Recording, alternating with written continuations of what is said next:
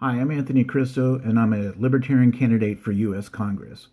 Now, recently, the Ninth Court of Appeals ruled that the federal government could deny people their Second Amendment right if they were prescribed a medical marijuana use card.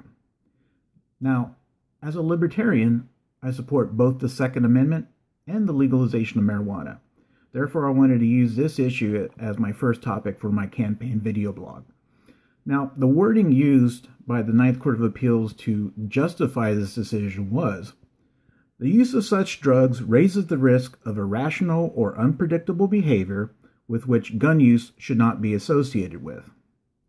Now, some of you who do not support marijuana legalization may be thinking, great, this is a sound decision with logical reasoning.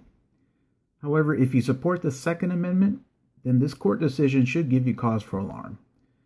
Because if they're denying a group of people their Second Amendment right because of the use of medical marijuana, which was prescribed by a doctor, then what other prescription medications will they use to deny people their Second Amendment right because the drugs their doctor prescribed them raise the risk of irrational or unpredictable behavior?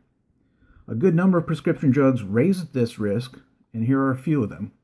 Chantix, Prozac, Paxil, amphetamines, Strattera, Halcyon, Luvox, Effexor, Prestique, Zoloft, Ambien, Lexapro, Celexa, Abilify, OxyContin, Wellbutrin, Zyban, Geodone, Ritalin, Concerta, Remeron, Neurontin, Keppra, Valium, Zanaz, Zymbalta, Clonopin, Risperdal, Seroquel.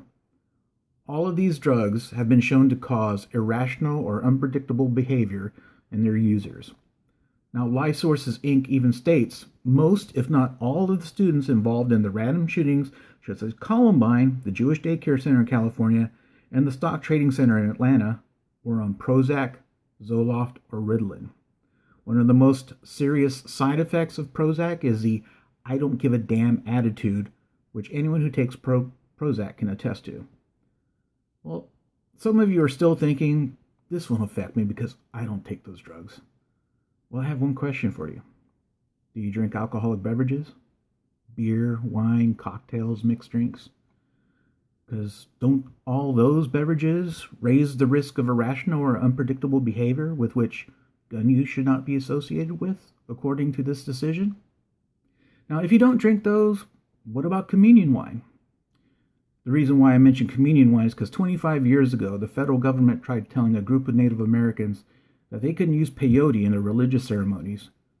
Now, the Catholic Church sided with those Native Americans because they realized that if the federal government could stop one religious group from using a substance in their religious ceremonies, they could stop others, especially ones that offer wine to children every Sunday.